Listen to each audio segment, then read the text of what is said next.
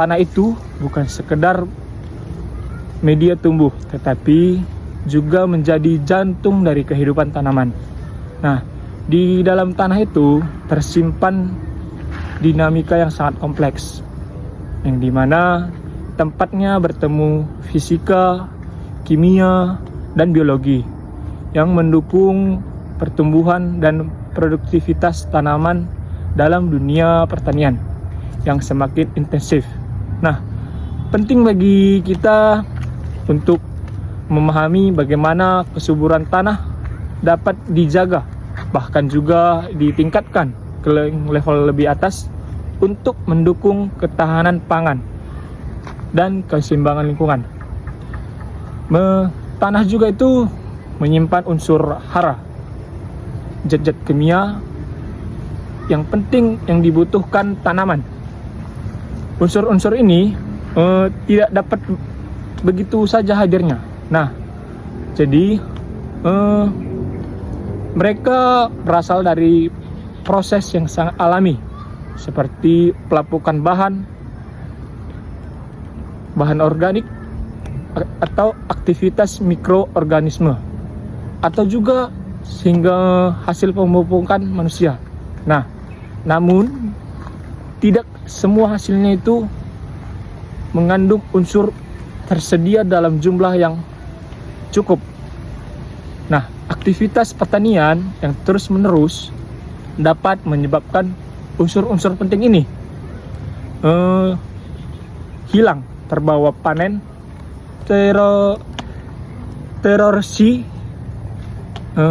oleh hujan atau larut dalam air dan menghilang dalam proses leaching. Nah, dalam kondisi ini, inilah yang penting namanya evaluasi kesuburan tanah yang dilakukan. Tujuannya itu sederhana, seperti mengenali, memahami, lalu memperbaiki atau mempertahankan kondisi tanah agar tetap produktif. Nah, proses evaluasi ini dapat dimulai dengan pengamatan visual terhadap tanaman. Nah, jika daun menguning, tanaman kerdil itu atau tanaman yang tidak wajar itu bisa menjadi sinyal kekurangan unsur tertentu. Nah, namun ada gejala-gejala lain seperti gejala visual yang bisa mengesatkan, yang mengurangi kekurangannya itu nitrogen dan magnesium. Misalnya, bisa menunjukkan gejala yang mirip daun menguning, atau karenanya keduanya terlibat dalam pembentukan klorofil. Nah, disinilah peran uji tanah dan analisis tanaman menjadi sangat penting. Nah, uji tanaman yang dilakukan ini dengan mengambil sampel dari lapisan tanah, lalu dianalisis kandungan hara total dan parsialnya, serta tanah tersebut diukur untuk mengukur pH-nya, bahan organik, dan kapasitas tukar kation, indikator utama kesuburan. Nah, unsur hara tersendiri itu terbagi menjadi dua, ada makro dan mikro. Nah, unsur makro itu seperti nitrogen, fosfor, kalium. Nah, ketiga itu dibutuhkan dalam jumlah yang sangat besar. Sedangkan unsur mikro itu seperti seng, boron, tembaga hanya diperlukan dalam jumlah yang kecil, namun tetap krusial. Setiap unsur tersebut memiliki peran yang unik.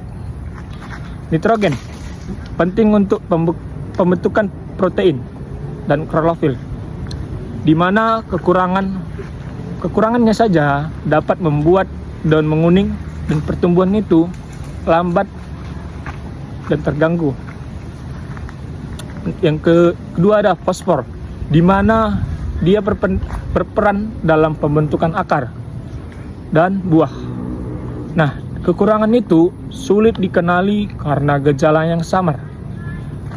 Kalium membantu, yang ketiga itu ada kalium, membantu ketahanan tanaman terhadap penyakit dan mendukung pembentukan minyak, terutama penting bagi tanaman seperti kelapa sawit. Di sisi lain, kelebihan unsur yang saya sebutkan tadi juga bisa berbahaya. Nah, terlalu banyak nitrogen membuat daun lemah dan rentan hama. Kalium berlebih justru menghambat penyerapan boron. Nah, maka dari itu keseimbangan adalah kuncinya. Dari semua unsur-unsur itu harus tersedia dalam jumlah yang cukup dan proporsional. Nah, tanaman itu tidak hanya menyerap dari unsur hara secara acak. Nah, ada 3 cara utama unsur hara sampai ke akar. Nah, di mana adalah aliran massa, kedua difusi, ketiga intersepsi akar. Nah, dalam aliran massa, unsur larut dalam air dan bergerak ke akar bersama air. Nah, dalam difusi, unsur bergerak dari tempat yang konsentrasinya tinggi ke rendah, sedangkan dalam intersepsi akar tumbuh dan mencari unsur secara aktif. Nah, seperti yang kita ketahui, kandungan hara tanah itu melalui uji laboratorium, langkah selanjutnya itu adalah menentukan dosis penumpukan yang tepat, di mana ini bukan hanya terdapat soal penambahan pupuk, tetapi juga penyesuaian dengan kebutuhan tanaman dan kondisi tanah.